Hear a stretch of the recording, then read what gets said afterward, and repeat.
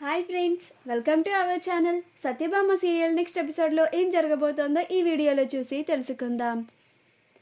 విశ్వనాథ్కి jail శిక్ష పడుతుందా లేదా, అసలేం జరిగింది అని తెలుసుకోవడానికి ఈ వీడియోని స్కిప్ చేయకుండా ఎండ్ వరకు చూసేయండి. పోలీసులు విశ్వనాథ్ని కోర్టుకి తీసుకొని వస్తారు. అక్కడ హర్ష, సంధ్య ఇద్దరు విశ్వనాథ్ని బతిమాలుకుంటూ ఉంటారు. అప్పుడు విశ్వనాథ్ లాయర్ని, ఎరా నువ్వేనా వెళ్ళని దగ్గరుండి తీసుకొచ్చింది అని అంటాడు. అప్పుడు లాయర్, రే వాళ్ళు నీ పిల్లలరా, నీ రక్తం పంచుకొని పుట్టారు, అందుకే వచ్చారు వాళ్ళు అని అంటాడు. క్రిష్ కూడా విశ్వనాథ్కి నచ్చ చెప్పాలని చూస్తాడు, కానీ వినిపించుకోడు.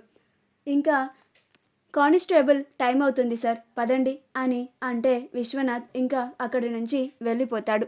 సంధ్య, హర్ష ఇద్దరు విశ్వనాథ్ వెళ్తూ ఉంటే చూస్తూ బాధపడుతూ ఉంటారు. అప్పుడు సంధ్య, ఏంటన్నా ఇది, నాన్న అస్సలు ఒప్పుకోవడం లేదేంటి, ఆయన జైల్లోనే ఉంటానంటున్నారు, ఇప్పుడు ఆయన్ని బయటికి తీసుకురావడం ఎలా అని బాధపడుతూ ఉంటుంది.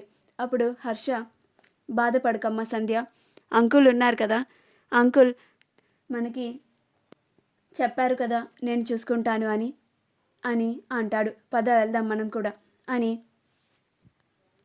అంటారు. అలా సంధ్య, హర్ష ఇద్దరు లోపలికి వెళ్తూ ఉంటారు. ఈలోగా డిఫెన్స్ లాయర్, ఒక లాయర్ వస్తూ ఉంటాడు.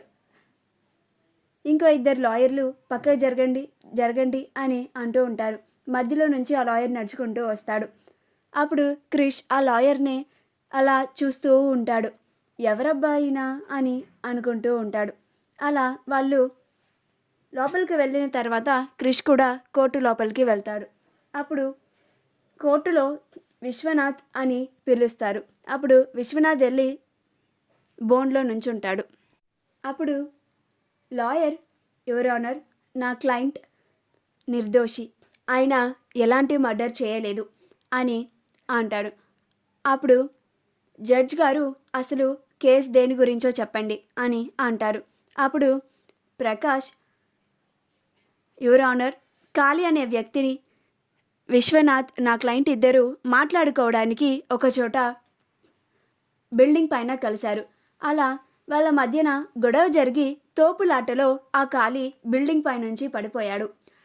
దానికి నా క్లయింట్ విశ్వనాథ్కి ఎలాంటి సంబంధము లేదు. ఆయన కాళీ కాలు జారి స్లిప్ అయ్యి కింద పడిపోయాడు. కానీ నా క్లయింట్ విశ్వనాథ్ తన వల్లే ఆ కాళీ చనిపోయాడు అని పోలీసులకి వచ్చి లొంగిపోయాడు అని చెప్తారు. అప్పుడు జడ్జ్ గారు, విశ్వనాథ్ గారు, మీరు చెప్పే దానిపైనే మీకు పడే శిక్ష ఆధారపడి ఉంటుంది, మీరు కోర్టుకి ఏమైనా వివరించుకోవాలనుకుంటున్నారా అని అంటారు. అప్పుడు విశ్వనాథ్, అవును సార్, నేనే ఆ కాళీని చంపాను, ఇదంతా నా వల్లే జరిగింది, నా వల్ల ఒక ప్రాణం పోయింది, నాకు ఖచ్చితంగా శిక్ష పడాల్సిందే, మీరు ఏ శిక్ష వేసినా అది నేను భరించడానికి సిద్ధంగా ఉన్నాను అని అంటాడు. అప్పుడు హర్ష, సంధ్య అలా చెప్తే శిక్ష పడిపోతుంది అని కంగారు పడుతూ, అలా చెప్పొద్దు నాన్న అని ఎక్స్ప్రెషన్స్ పెడుతూ బాధపడుతూ ఉంటారు. కానీ విశ్వనాథ్ కోర్టులో తానే కాళీని చంపానంటూ ఒప్పుకుంటాడు. అప్పుడు క్రిష్, ఇప్పుడు ఏదో ఒకటి చేయాలి, లేకపోతే మామకి శిక్ష పడిపోతుంది అని అనుకుంటాడు. మా వీడియో కనుక మీకు నచ్చినట్లయితే లైక్ చేయండి, షేర్ చేయండి, మా ఛానల్ని సబ్స్క్రైబ్ చేసుకోండి, పక్కనే ఉన్న బెల్ ఐకాన్ని క్లిక్ చేయడం మాత్రం మర్చిపోకండి.